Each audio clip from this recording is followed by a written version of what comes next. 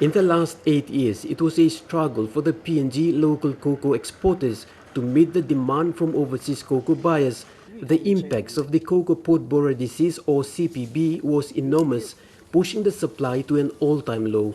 Until recently, the cocoa business is slowly getting back to its feet, but the industry is already facing a new threat yet again by foreign exporters that are tapping into PNG's cocoa export market.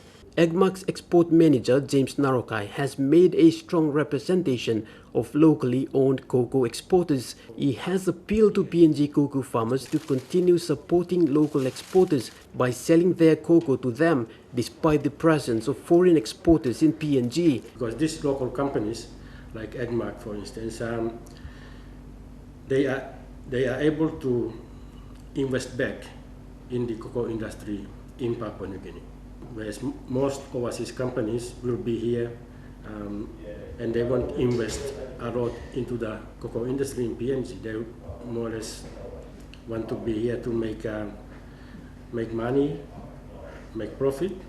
The general sentiment shared by Agmark is that overseas exporters operating in PNG may have serious implications on the sale of PNG's cocoa in the world market. As a local company, the main thing that we see is that we have seen over the past years that overseas companies do not necessarily they do not pay tax in the company in the country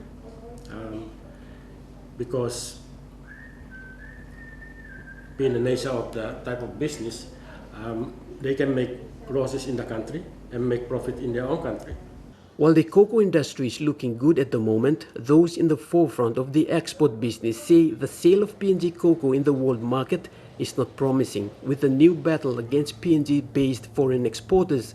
PNG's cocoa market has been performing well in the post-CPB days, with a noticeable increase in the volume of cocoa last year and this year.